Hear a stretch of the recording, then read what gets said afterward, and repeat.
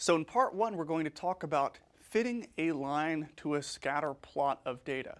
So the way we do this in statistics is we use something called regression analysis. Now you will see this phrase regression analysis used a lot in the popular press with almost a mystical quality, but you see it everywhere. So for example, this is an article from the New York Times, and during a presidential election, one of the presidential candidates talked about using regression analysis to come up with this tax policy. Now, when we learn about regression analysis, what it really is about, you'll see that this is actually a misuse of regression analysis. It doesn't do this kind of task.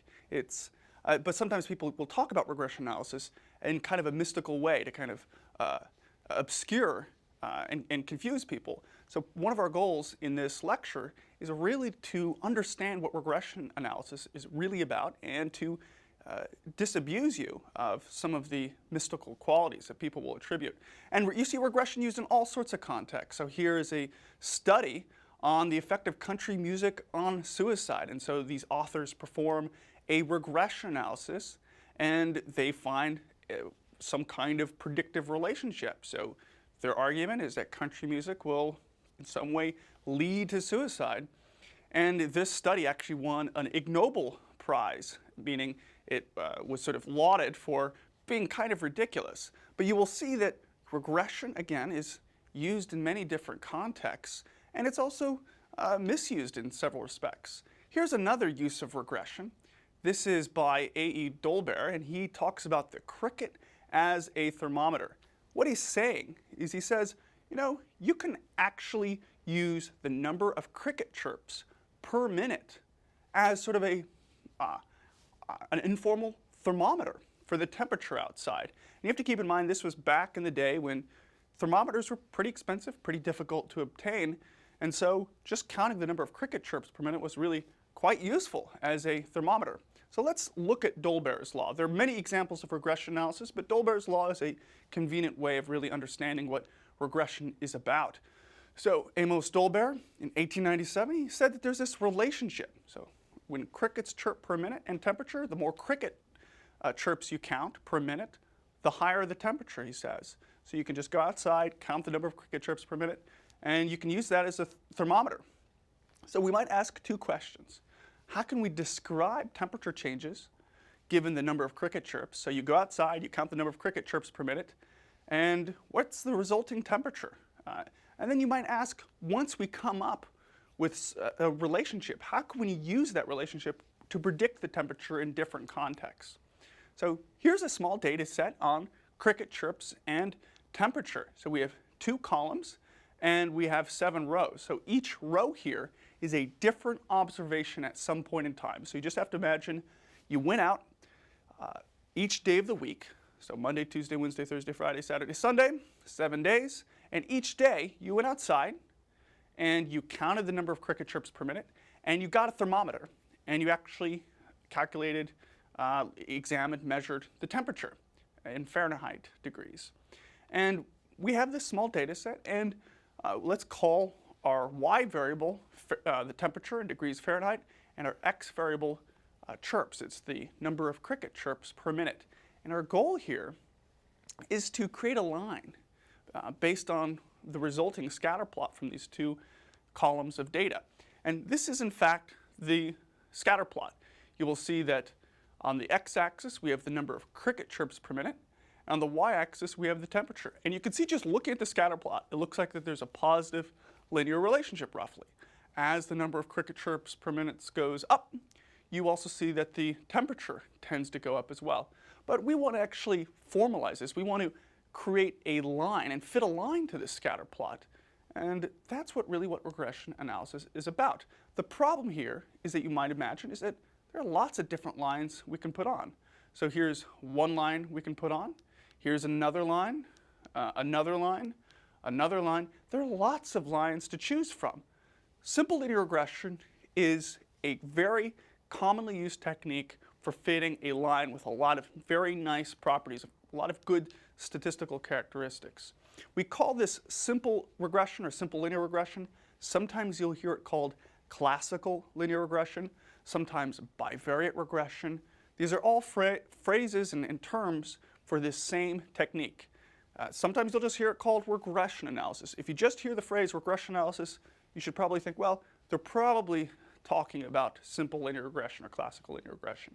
This is just simply a technique for fitting a line to a scatter plot of data for the purposes of description and prediction. You can intuitively think of the line, it's sort of the best fitting line for the purposes of describing and predicting. And the other thing to keep in mind is that simple linear regression, it is used in the case in which you have an x and y variable, both of which are numerical. So they're both continuous numerical variables like number of cricket chirps per minute and temperature. They're both continuous. The other thing to keep in mind is that when we use simple linear regression, what it's giving us is it's giving us an estimated or expected mean of our outcome variable, of our y variable, for each value of our predictor or input variable, our x variable.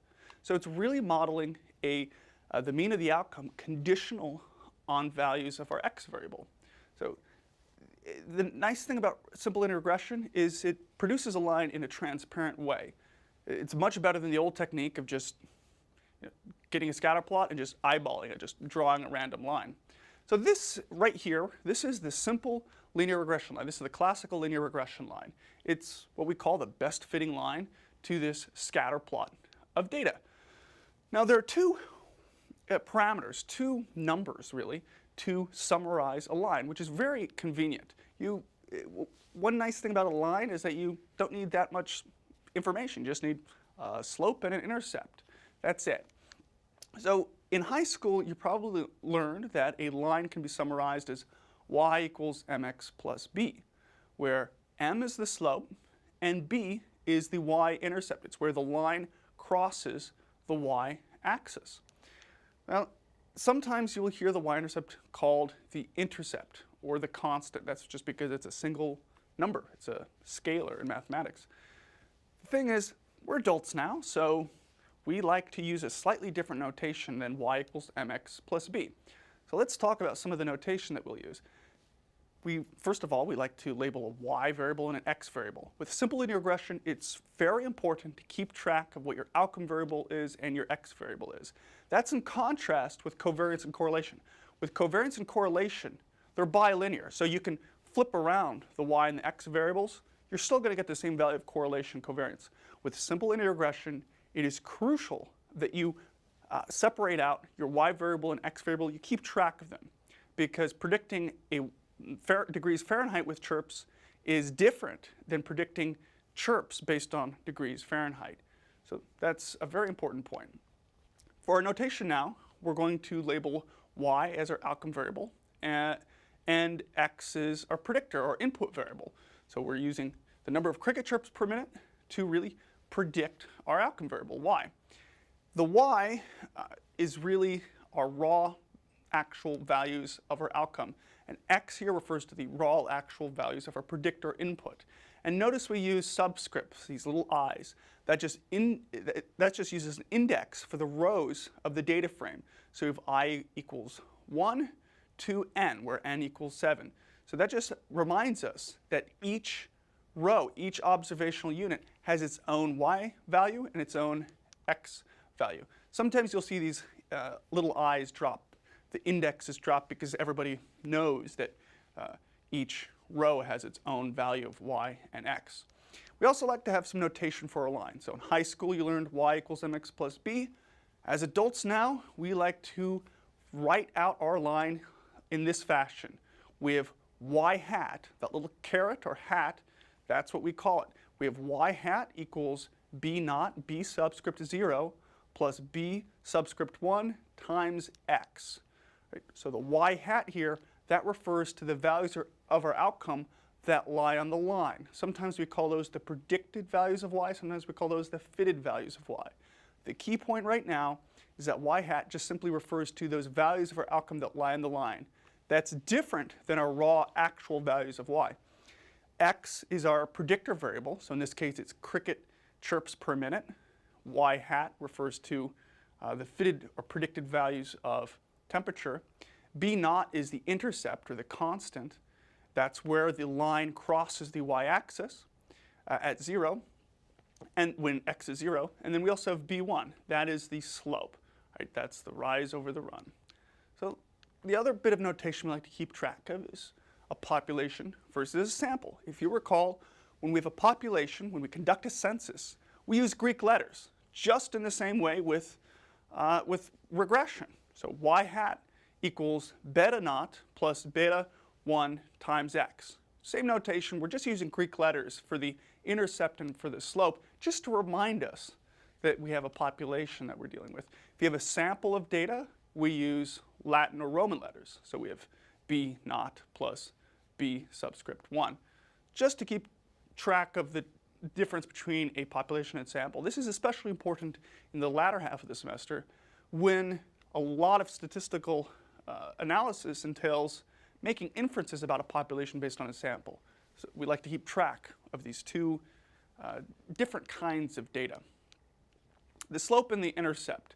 So for cricket data, this little data set of 7 rows, 7 observational units, we can find the intercept and the slope just by calculating the simple linear regression line. So this is using statistical software, and you can see that we have these two coefficients. So the intercept and slope collectively, they're called coefficients often. Here we're given an intercept value, and then we have this slope, which is labeled chirps, right? In this case, the intercept is roughly 37 degrees, and the slope is 0.23. Right? The slope tells us the rise over the run, and the intercept tells us the value of the outcome when x is 0. So let's investigate this a little bit. So here is the simple linear regression line for our cricket chirps data. We have the regression output on the top, and we have the x-axis as cricket chirps per minute, and we're predicting the mean of the outcome, which is temperature. Any point on that line is given by this equation of y hat. So that's the predicted or fitted value of the temperature, and that equals the intercept plus the slope times the raw values of x, which is cricket chirps per minute. So we can put in these different values and really see what's going on. The intercept is simply when x is 0. And you can see this by plugging in a value of 0 for x.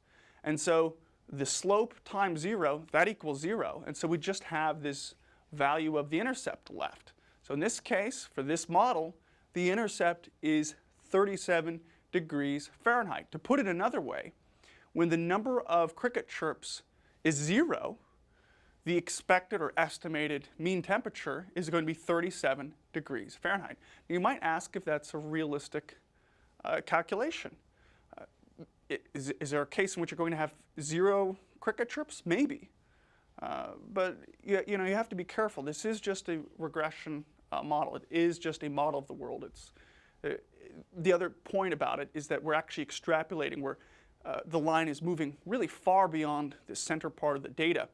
So you have to be careful about interpreting the intercept, because sometimes the intercept is not that substantively meaningful, especially in those cases in which the intercept is really far away from the center mass of the data. You can see that we have all these data points in the upper values, and then the line extends onward to the y-axis where x is 0. That's pretty far away from the center mass of the data.